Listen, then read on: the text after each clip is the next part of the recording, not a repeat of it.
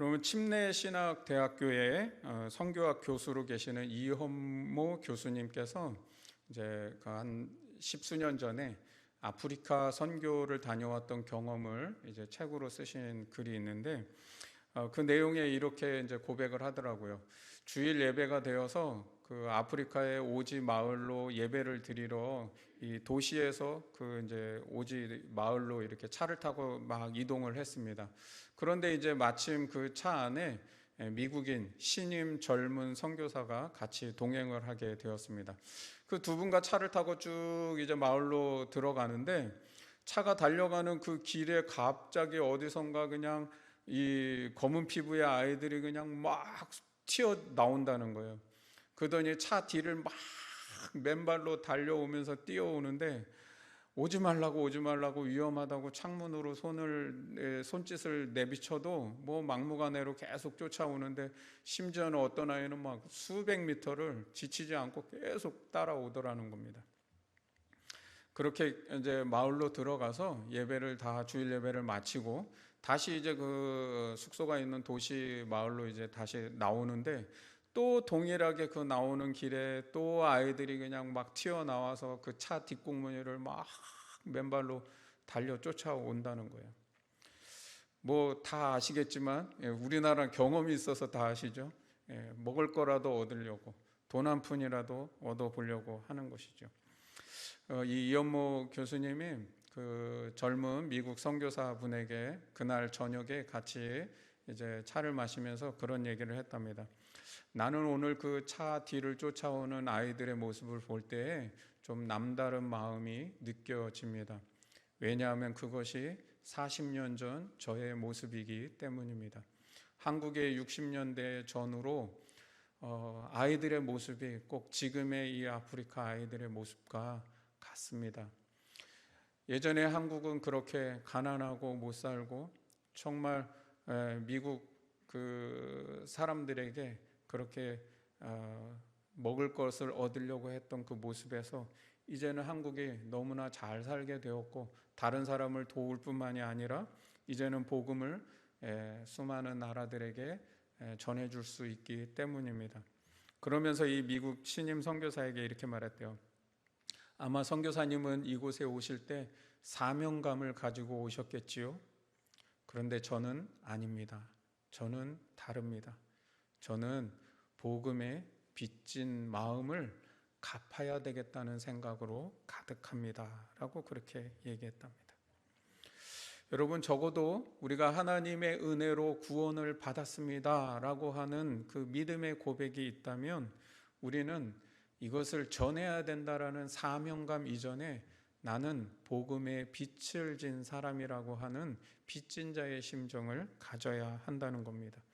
그래서 내가 받은 은혜의 이 선물을 복음의 빛을 갚는 심정으로 그 누군가에게 전하고 또 그것을 갚아내는 통로가 되어야 한다는 겁니다. 그러면 오늘 이 사도행전의 말씀은 크게 두 부분으로 나눠라 그러면 1장에서 12장이 한 부분이고 13장에서 마지막 28장이 또 한 부분이 됩니다. 1장에서 12장까지는 예루살렘 교회를 중심으로 했고 또 베드로라고 하는 사도를 중심으로 모든 기록들이 이루어집니다. 그런데 이제 13장부터는 완전히 이제 바뀌어집니다. 예루살렘 교회에서 안디옥 교회로 선교의 모든 중심이 다 바뀌고요. 베드로 중심에 있던 것이 이제는 바울 중심으로 되면서 이제 이 13장부터는 그래서 바울 행전이다라고까지 그렇게 말을 합니다. 이전에 12장까지의 선교의 모습은 어땠나요? 핍박을 받아서 그냥 어떻게 도망 다니다 보니까 거기서 복음 전한 게 선교가 되었던 비조직적이고 무계획적인 선교였다면 이제 13장부터는 안디옥 교회가 비로소 조직적인 선교를 하기 시작했고 또 전략적인 선교를 하게 되었다는 겁니다.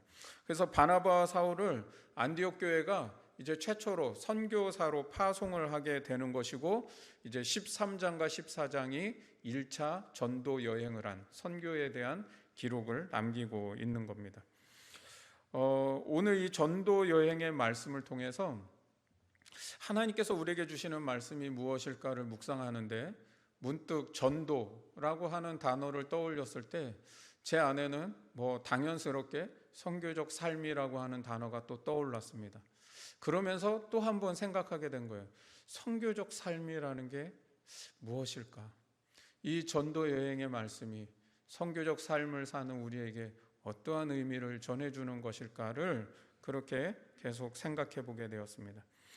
여러분, 모든 그리스도인은 세상으로 파송받은 선교사인 줄 믿습니다. 아멘. 여러분 선교사예요.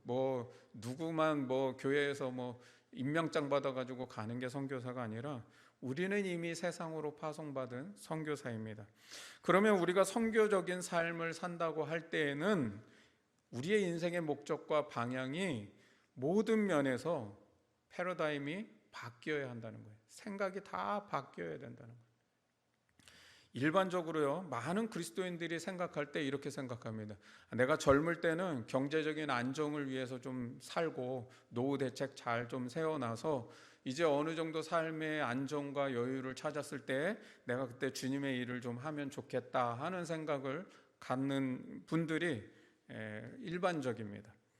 젊을 때는 내가 하는 일을 세상 일이라고 생각하고 또 이제 나중에 좀 어느 정도 여유를 찾아서 교회에서 관련된 일이라든지 또 어떤 선교나 복음 사역에 대해서 내가 전적으로 일을 하면 그것을 주님의 일이라고 생각할 때가 많다는 거죠. 여러분, 젊을 때는 삶의 목적과 방향이 그래서 내 사업 성공하는 거, 삶의 안정 누리는 거, 자기와 또 자기 가족에 대한 부분들로 모든 삶의 목적과 초점이 거기에 맞춰진 삶을 삽니다. 그러다가 이제 나이 들면 내가 주님을 위해 뭔가 좀 의미 있는 삶을 그래도 살아야 되지 않겠는가 하는 생각을 가지고 이제 그때야 이제 생각을 좀 전환을 한다는 것이죠. 그렇게라도 하면 다행이죠. 그런데 선교적 삶이라는 건 그런 생각에서 패러다임을 완전히 전환시켜야 한다는 것이죠. 그리스도인의 인생의 목적과 방향은 하나님의 선교에 맞춰져야 한다는 거예요. 여러분, 뭘 착각하고 있냐면 우리가 꿈꾸는 자기 실현이라고 하는 그 꿈을 실현하는 것을 내 인생의 목적이라고 잘못 착각하고 살아간다는 것이죠. 여러분, 그건 우리의 인생의 목적이 될 수 없습니다. 여러분, 지금 내가 꿈꾸는 거, 내 인생에 나는 정말 이거를 내 꿈이야, 내가 이루고 말 거야 라고 하는 그 자기 실현들이 있을 때 여러분, 그것이 인생의 목적이 아니에요. 그건 여러분의 꿈, 비전이라고 말하는 것이죠. 그리스도인의 인생의 목적은 언제나 그 최종적 목적은 선교에 있습니다. 주님이 우리에게 맡기신 지상 명령을 이루는 것이죠. 하나님의 선교 사명을 감당하기 위해서 우리가 가져야 되는 것이 꿈, 비전이라고 하는 겁니다. 여러분의 각자 비전을 다 가지고 있을 거예요. 그런데 그 비전은 목적이 아니라 우리 그 과정을, 목적을 이루어가는 과정이 되는 비전이라는 거예요. 각자 자기의 꿈을 실현하고 그 자기 실현한 것을 통해서 하나님께 영광을 돌리고 또 그 자기 실현을 통해 우리는 선교하는 것이 되어야 된다는 거예요. 예를 들면요, 우리 자녀 중에 나는 의사가 될 거야, 나는 엔지니어가 될 거야, 나는 운동선수가 될 거야, 나는 음악가가 될 거야, 예술가가 될 거야, 여러 가지 꿈을 꿀 수가 있습니다.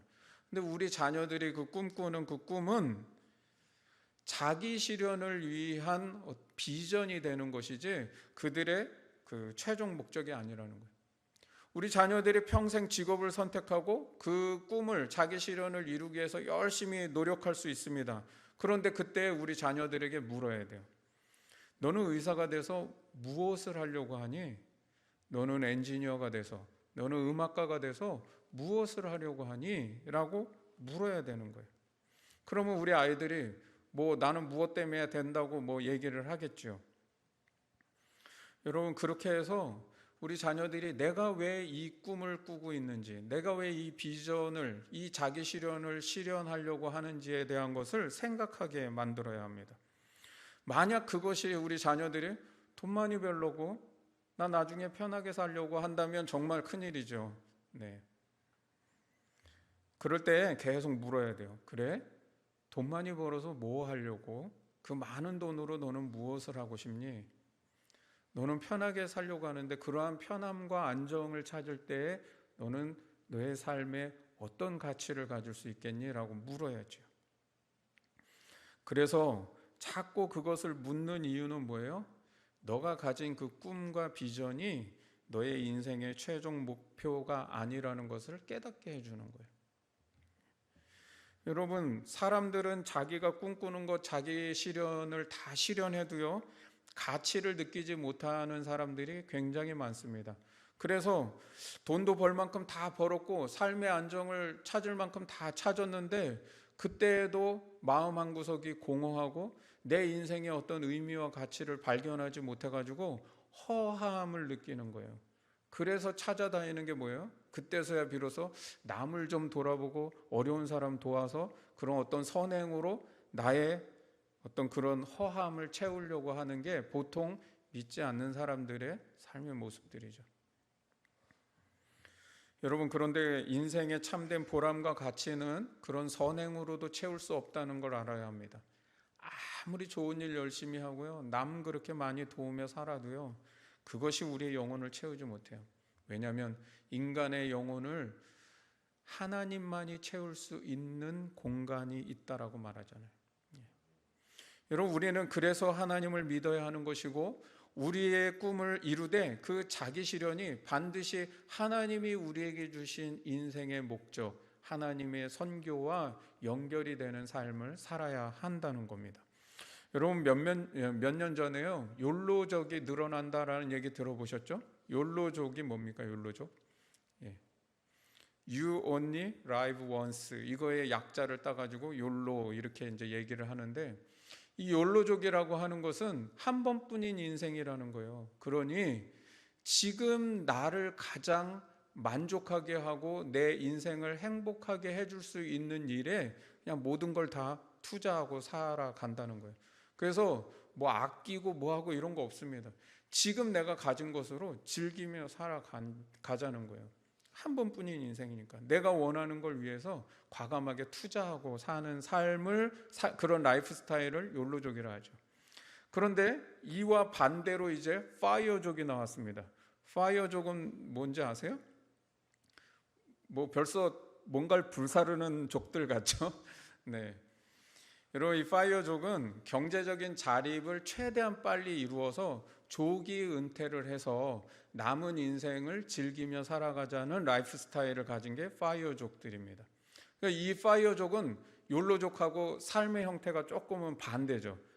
악착같이 아끼고 극도로 절약하고 저축하고 지금 젊을 때 바짝 내 인생을 불태워서 많은 것을 벌어놓자는 거예요. 그래서 조기 은퇴를 빨리 해서 남은 인생을 길게 좀 누리며 살자, 편하게 살자, 이게 파이어족인 거예요. 욜로족은요, 미래의 삶을 포기하고 현재를 즐기는 사람이라고 한다면, 파이어족은 현재의 삶을 포기하고 미래를 즐기는 사람들이겠죠. 그런데 여러분, 이러한 것들을 기독교 가치관으로 좀 바꾸어서 생각한다면, 이 둘 다 사실은 달갑지 않은 라이프 스타일이고 가치관이잖아요. 근데 이걸 좀 기독교 가치관으로 바꿔서 생각해 보면, 선교적 삶을 사는 그리스도인이란 뭐냐?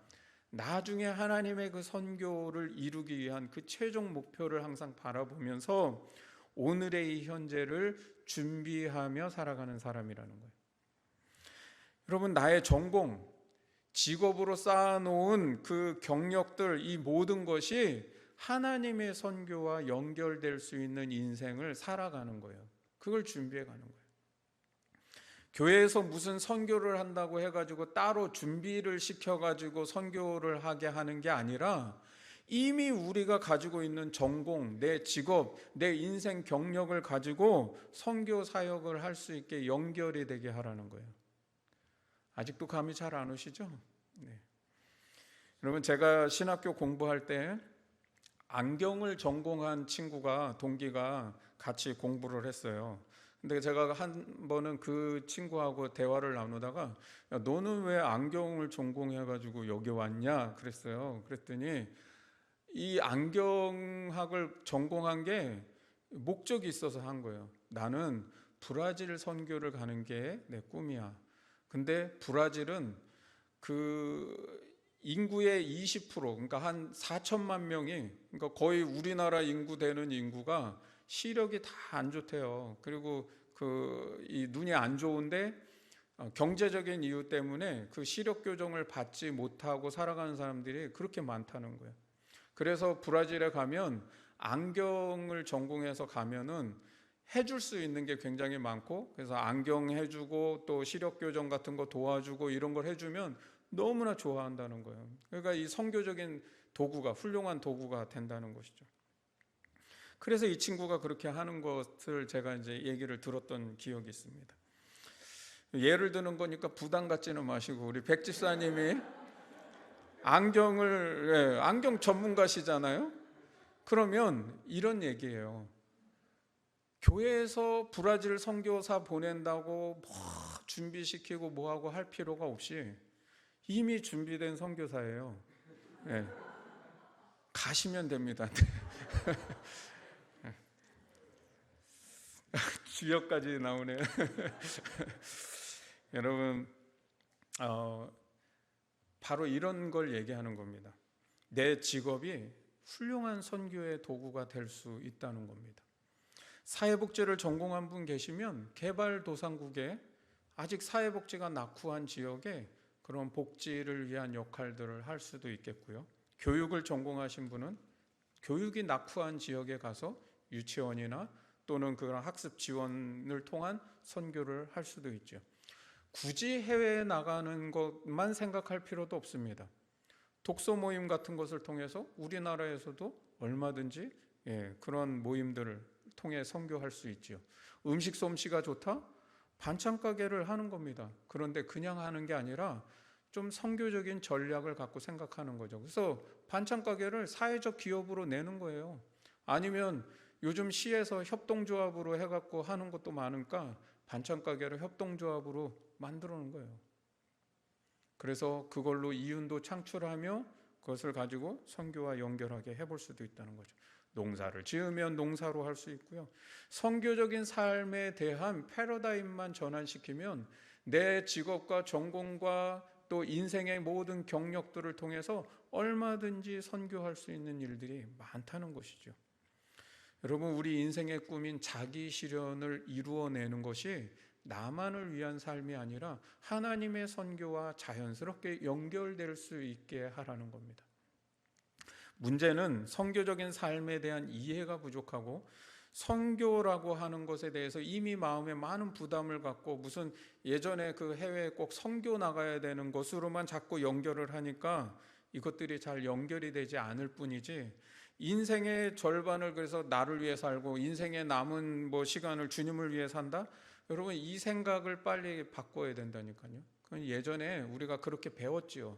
그러나 그게 아니라 바로 지금부터 내가 지금 살고 있는 내 직업, 내가 배운 이 전공, 내가 살고 있는 이 인생의 경력이 다 선교의 도구가 될 수 있게 할 수 있다는 거예요. 그러니 지금 내가 살고 있는 이 삶은 선교적 삶이 될 수 있는 거예요. 내가 어떤 마음, 어떤 인생의 목적을 가졌느냐, 그것이 중요한 것이죠. 그냥 내 노후 안정 찾기 위해서, 내 삶의 안정, 내 가족들 안정, 이런 것만을 위해서 내가 자기 실현을 한다? 그리고 나중에 내가 주님을 위해 일할 거야. 이거는 자꾸 이분화시키는 거잖아요. 여러분, 내 인생 포기하라는 게 아닙니다. 직업을 바꾸라는 얘기도 아닙니다. 자기 실현을 포기하라는 것도 아닙니다. 무슨 거룩한 뜻을 품어서 막 선교사로 헌신해서 나가라, 이것도 아닙니다. 우리의 가진 것으로 얼마든지 선교할 수 있습니다. 오늘 이 본문의 말씀은 안디옥 교회의 선교를 통해서 우리가 어떤 선교를 해야 되는지, 또 어떤 선교적 삶을 살아야 되는지를 좀 깨닫게 해주는 말씀이 있습니다. 본문 1절 말씀을 보면 안디옥 교회의 선지자들과 교사들이 있었는데 그 사람 5명을 소개합니다. 제일 먼저 바나바가 나옵니다. 바나바가 제일 처음에 나온다는 것은 바나바가 안디옥 교회의 대표 지도자였다는 것을 말하는 것이죠. 그리고는 우리가 잘 아는 그 유명한 바울이 사울인데, 사울이 맨 마지막에 나오잖아요. 그 이유는 뭐겠어요? 사울은 아직까지는 이 교회에서 어떤 그 입지를 드러낼 만한 입장이 아닌 그런 초보적인 지금 단계에 있는 사람이라는 거예요. 그래서 여러분 이것만을 볼 때에도 바나바와 사울, 맨 앞에 대표 지도자와 맨 뒤에 초보자 같은 사울을 같이 붙여서 선교를 보낸다고 한다는 것은 오늘날 우리가 교회에서 어떤 선교를 하든 사역을 하든 할 때에 혼자 하는 게 아니라 이렇게 잘하는 사람과 아직 배워야 되는 좀 초보 단계의 사람을 같이 하게 하라는 거예요. 그래서 그것을 자연스럽게 배워가게 하라는 것이죠. 두 번째 사람은 니게르라 하는 시몬이 나오죠. 이 니게르라는 말은 검은 피부라는 뜻입니다. 그러니까 흑인이라는 것이죠. 흑인 시몬이 또 있었다는 거예요. 세 번째 사람은 구레네 사람 루기오. 구레네는 북아프리카 지역을 말합니다. 그런데 우리가 한 2주 전에 사도행전 11장을 배울 때에 안디옥 교회가 어떻게 생겨났다고요? 처음에 예루살렘 교회가 와서 유대인에게 전했는데 그 유대인이 헬라파 유대인이었고 그 헬라파 유대인 중에서 구레네 사람과 구브로에 있는 몇 사람이 헬라인에게 안디옥에 가서 헬라인에게 복음을 전했다 그랬잖아요. 그때 그 구레네 사람이 누구냐? 바로 이 루기오라고 하는 것이죠. 그리고 이제 분봉왕 헤롯의 젖동생 마나엔이라 그러는데 젖동생이라는 것은 어릴 때부터 함께 자라난 사람을 뜻하는데 이것은 이제 배다른 형제를 지금 얘기하는 것이죠. 그러니까 마나엔은 왕족이라는 겁니다. 그리고 이제 우리가 아는 사울이 소개되고 있습니다. 자, 이렇게 본다면 안디옥 교회는 지금 어떤 특징을 가지고 있을까요? 5명 모두가 안디옥 출신이 아니라는 겁니다. 다 다른 지역의 사람들이에요. 그러니까 인종이 다릅니다. 출신 지역도 다릅니다. 문화가 다릅니다. 외모가 다릅니다. 가진 기술이 다릅니다. 인격이 다릅니다. 이 안디옥 교회의 이 사람들이 하나가 될 수 있는 조건은 하나도 없습니다. 뭔가 공통점이 하나도 없단 말이에요. 그런데 여러분, 이 안디옥 교회가 어떻게 이 다양한 사람들이 하나됨을 이루고 교회를 이루어 살아갈 수 있을까요? 그것은 이들을 하나로 묶어주는 그 한 가지가 있는데 그것은 바로 믿음이라는 겁니다. 여러분, 이들이 가진 예수 그리스도에 대한 믿음, 즉 복음으로 이들이 하나가 되었다는 것이죠. 저희가 이제 교회론이라고 하는 이제 신학을 배울 때에 교회가 가지는 4가지 속성을 얘기를 합니다.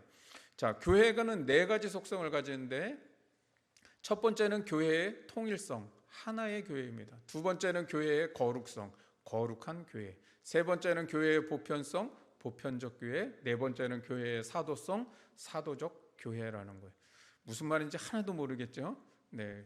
이제 이걸 다 풀어서 설명드리면 하나도 이해하지 못할 말이 아닌데 이렇게 해놓으니까 좀 어렵기는 하지만 다 말씀드릴 수는 없고 지금 여러분 여기에서 사도성이라는 게 이제 뭐냐면 교회는 사도들의 가르침 위에 세워져야 합니다라는 뜻이에요. 자, 사도들이 가르친 가르침이 뭐예요? 우리가 얘기하는 사도신경입니다. 그러니까 우리가 믿는 바가 무엇인지를 사도들이 가르쳐준 그 내용을 이렇게 하나로 잘 집결해서 정리한 게 사도신경이죠. 여러분, 이 사도신경이라는 건 신경이라는 이 말이 라틴어로 크레도, 나는 믿는다라는 뜻입니다. 그러니까 사도들이 우리의 믿는 바가 무엇인지를 가르쳐준 그 가르침, 바로 그 믿음의 내용이 사도신경인데 이 사도신경은 그래서 눈 감고 기도하는 게 아닙니다. 여러분, 이제 여태까지 우리는 예배 시간에 사도신경 하겠습니다 그러면 눈 감고, 그리고 이거를 누구한테 고백한다고 생각했어요? 하나님께 내 믿음을 고백한다고 생각했죠. 그런데 뭐 그렇게 해도 그게 틀렸다고 말할 수는 없죠. 우리는 물론 하나님께 우리의 믿음을 고백하는 거죠. 근데 원래 이 예배 시간에 사도신경을 고백하는 건 그 의미는 아닙니다. 하나님께 고백하라는 의미가 아니에요. 사도신경은 그래서 눈 감고 기도하는 기도가 아니고 우리 공동체에게 서로 고백하는 고백문인 거예요. 지금 말하자면 뭐냐면 우리가 예배 때 사도신경 하는 거는 우리 서로에게 나는 믿습니다. 내가 무엇을 믿는지 아십니까? 나는 성부 하나님을 믿습니다. 성자 예수님을 믿습니다. 성령 하나님을 믿습니다. 교회를 믿습니다라는 걸 내 믿음을 서로에게 알려주는 거예요. 그래서 뭘 하라는 거예요? 당신의 믿음과 내 믿음이 하나라는 것을 해서 교회가, 아까 교회의 통일성 얘기했죠. 교회가 그래서 하나가 될 수 있는 거예요. 이 땅에 수백 수천 교회가 있지만 왜 그리스도의 몸으로 하나의 교회라고 말합니까? 그것은 우리의 믿음의 고백, 사도성 때문에. 그 교회가 가지는 믿음의 고백이 우리가 다 하나의 고백이기 때문에. 여러분, 그래서 이제 뭐 사도신경 할 때 막 눈 감고 안 한다고 뭐 애들 막 나중에 뒤통수 때리고 그러지 마십시오. 네. 사도신경은 눈 감고 하지 않아도 됩니다. 네. 여러분, 우리 서로가 다르지만 이 믿음의 고백 위에 하나의 교회가 되었다는 것, 이게 바로 교회의 사도성, 교회의 통일성이라는 것. 그러면 우리가 이제 여기서 생각해야 될 것이 있다는 거예요. 그게 뭐냐면 교회의 선교를 이제까지는 우리 교회라고 하는 너무 틀에서만 자꾸 생각한다는 거예요. 그렇죠? 우리 교회도 마찬가지지만 옆에 뭐 주변에 뭐 한국교회 어느 교회든 교회에서 선교한다 그러면 항상 무슨 생각만 해요? 우리 교회가 선교 어떻게 할까? 이것만 생각하잖아요. 그죠? 그 틀을 벗어나지 못하니까 큰 교회는 막 뭔가를 많이 할 수 있는데 작은 교회는 엄두를 못 내는 거예요. 그렇죠? 여러분, 그런데 그게 아니라는 거예요. 교회가 단독으로 선교하는 것만 자꾸 생각할 게 아니라 교회는 하나의 교회로서 연대하는 선교를 생각해야 된다는 거예요.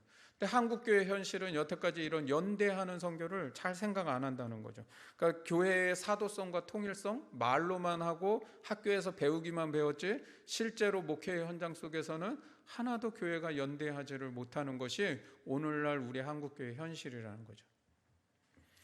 예를 들어서요, 우리 대하미 지역에 제가 이렇게 네이버에서 지도로 교회를 다 조사해 봤어요. 그랬더니 19교회가 있습니다. 우리 대하미 지역에. 지금 한 20교회 있는 것 같아요. 그런데 여러분, 바로 지금 우리 옆에도 신앙교회 있고 대야교회 있고 뭐 바로 옆에 찬빛교회 있고 있잖아요. 그런데 다 각자 우리 선교하고 있잖아요. 그죠? 그런데 만약 이 대하미를 복음화하기 위해서 우리 교회가 서로 교회들이 연대를 해서 선교를 한다면 어떨까요? 지금보다는 훨씬 더 다른 선교를 할 수 있고 제가 보기에는 훨씬 더 효과적인 선교를 할 수 있는 것이 분명합니다. 그렇지만 그거를 하지 못하고 있는 것이 우리의 지금 현실이라는 거죠. 그래서 제가 늘 생각하는 게 아직도 우리의 선교의 길은 갈 길이 멀구나라고 생각하는 겁니다. 이런 교회가 이제 아직은 뭐 2년 된 어린아이와 같은 영유아의 교회이기 때문에 그런 것들을 잘 못하지만 제 마음 안에는 정말 이 지역의 교회들과 함께 연대하며 선교해보고 싶은 마음이 있습니다. 자, 그리고 이제 다음 3절과 4절을 보면서 안디옥교회 선교를 통해 우리가 어떤 선교를 해야 되며 어떤 선교적 삶을 살아야 되는지를 조금 더 이어가고 또 발전시켜 가보기를 원합니다. 3절을 보면 이에 금식하며 기도하고 두 사람에게 안수하여 보내니라 라는 말씀이 있고요. 4절에도 보면은 두 사람이 성령의 보내심을 받아 실루기아에 내려가 거기서 배 타고 구브로로 갔다 이렇게 말씀하는데 여기에 보면 3절에도 4절에도 동일하게 있는 단어가 뭘까요? 보내심이라는 거죠. 보내다. 여러분, 3절에도 보내다 4절에도 보내다가 있는데 3절에 보내다는 주체가 누구입니까? 누가 보냈다는 거예요? 안디옥 교회가 보냈다는 거죠. 4절의 말씀에서는 확실하게 나오죠. 누가 보냈다고요? 성령이 보내셨다는 거죠. 우리말로는 둘 다 보내다라고 똑같고 영어 성경에도 둘 다 샌드의 의미로 이렇게 되어 있습니다. 그런데 헬라어 원문으로 보면 3절에 보내다는 아폴리오라고 하는 말로 해방시키다, 자유케 하다, 풀어주다 이런 뜻으로 되어 있습니다. 뜻이 완전히 좀 의미가 완전히 다르죠. 4절에 에크펜포라는 말로 되어 있는데 바로 이 에크펜포가 보내다라는 샌드의 의미의 뜻입니다. 자, 그러면 이제 뜻을 알았으면은 이제 어떻게 해석을 다시 번역을 해봐야 될까요? 3절에 안디옥 교회는 두 사람을 풀어주고 해방하고 자유케 하였으며 4절에서 성령님은 바나바 바울을 보내시니라. 이렇게 돼야 되겠죠. 실제 선교사를 보낸 주체는 누구라고요? 안디옥 교회가 아니라 성령이 보내신 겁니다. 그러니까 선교는 내가 하는 것 같지만 하나님이 하십니다라는 말이 여기서 나오는 것이죠. 선교의 주체는 언제나 하나님이시고 우리는 하나님의 선교에 동참하는 거죠. 하나님의 선교에 우리를 하나님이 사용하시는 거라는 거예요. 그러면 안디옥 교회가 보냈다는 것은 무슨 의미일까요? 풀어주다, 해방하다, 자유케 하다. 도대체 이걸 왜 보낸이라고 해석을 했을까라고 우리는 궁금하죠. 여러분, 해방하고 자유케 하고 풀어준다는 건 뭐예요? 이미 뭐가 전제되어 있다는 거예요? 묶여 있고 얽매여 있고 뭔가 자유하지 않은 게 있으니까 그거로부터 풀어준다는 거죠. 여러분이 이제 교회에서 위임 목사를 청빙할 때 위임 목사에게 주는 청빙서 서식이 있습니다. 그게 이제 노예에서 하는 그 행정 서식이 있는데 그 서식 문구에 이렇게 되어 있습니다. 제가 읽어 드릴게요.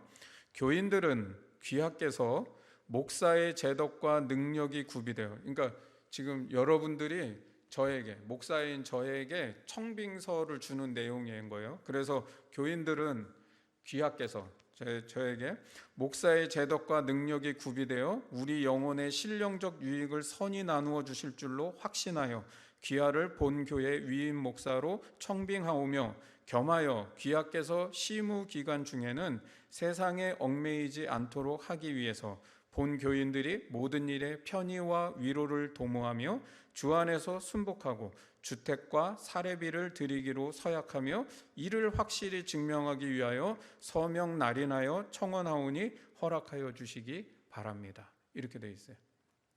여기서 눈에 띄는 단어가 들려오셨죠? 귀에? 안 들려오셨어요? 네, 여러분 여기 주목해야 될 대목이 뭐냐면 세상에 얽매이지 않도록 하기 위해서.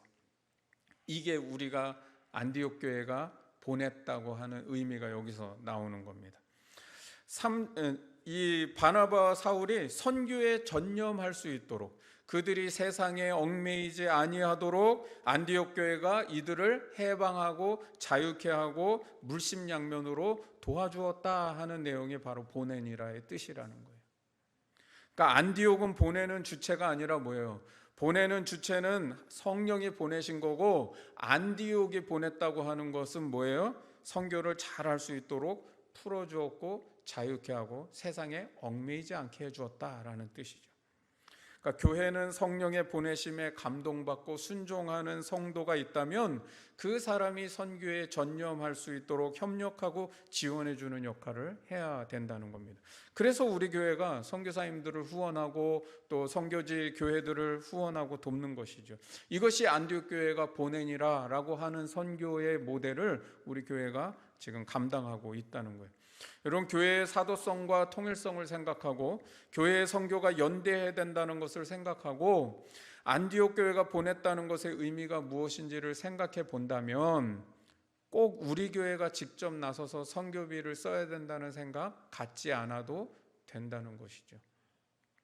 성령님께서 하시는 선교다라고 하는 것을 우리가 믿을 수 있다면, 우리가 그것을 확신할 수 있다면, 우리에게 그것이 감동되었다면 여러분, 그것이 어느 교회이든 어느 선교사님이든 누구이든 여러분 같이 연대하는 마음을 가지고 성령의 보내심에 그들이 세상에 얽매이지 아니하도록 우리가 자유케 하고 해방케 하며 풀어주는 사역을 위해서 협력하고 지원할 수 있어야 한다는 거예요. 우린 그것 때문에 하는 겁니다. 더 나아가서 우리 성도들 중에 선교사로 파송을 받는 분이 계시다면 더욱 모범적이겠죠.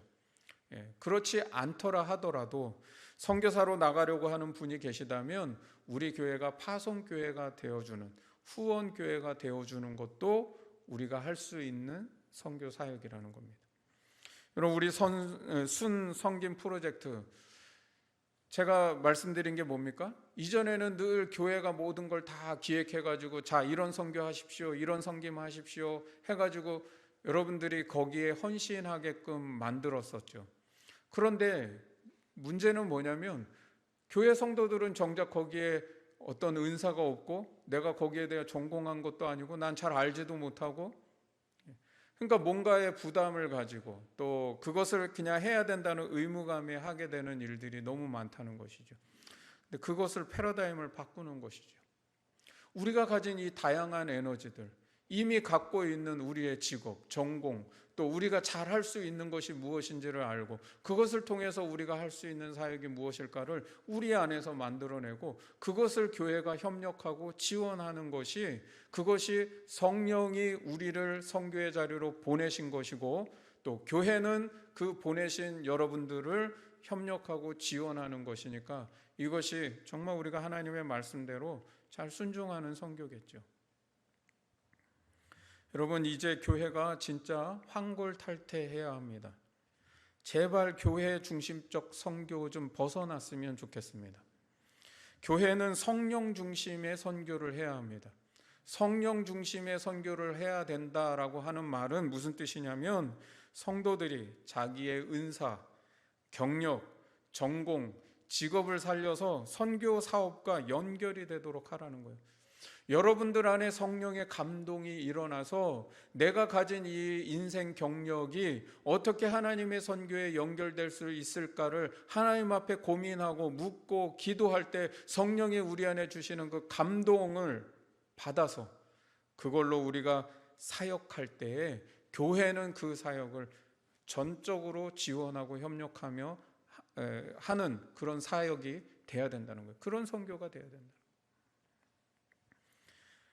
교회가 기획하고 보내는 곳이 아닙니다.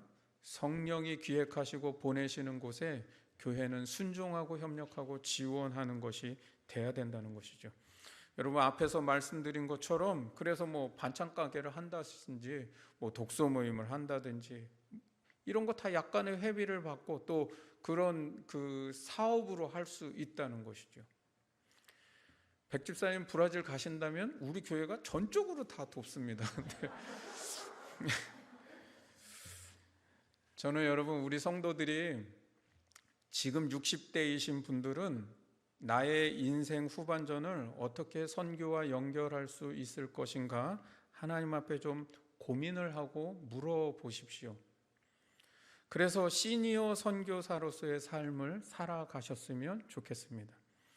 나의 전공, 내가 그동안 내 인생 경력 쌓아놓은 거 얼마나 이거 훌륭한 재산이에요. 왜 굳이 그것을 버리고 다른 새로운 알지도 못하는 걸 배워가지고 하느라고 머리털 다 빠지고 가뜩이나 없는 머리털 더 빠져가지고 힘들어하지 마시고, 이미 하나님이 내 인생에 살아오는 모든 순간 나에게 부어주신 은혜가 있고 또 경력이 쌓여 있고 전공한 것이 있고 다 할 수 있습니다. 제가 그랬잖아요. 여러분, 왜 교회만 오면 아무것도 못하는 사람이 되십니까? 그랬잖아요. 이미 여러분들 다 직장에서 여러분 일터에서 인정받는 사람들이고 다 훌륭하게 일하시고 계시는 분들인데 왜 교회에 오면 아무것도 못하는 사람이 되시냐고요. 할 수 없는 것 아무것도 없습니다. 교회에서 여러분들 훌륭하게 다 사역할 수 있는 분들입니다. 여러분, 내 전공, 그동안 내가 경험하여 쌓은 이 인생 경력 묵히고 썩히지 마십시오.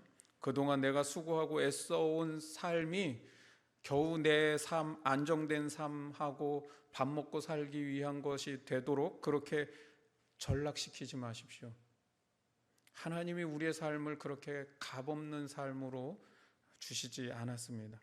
지금이라도 나의 인생은 주님을 위한 인생이라고 하는 믿음의 고백을 가지시고 내 살아온 인생 경력을 하나님의 선교에 잘 연결해 가보시기 바랍니다.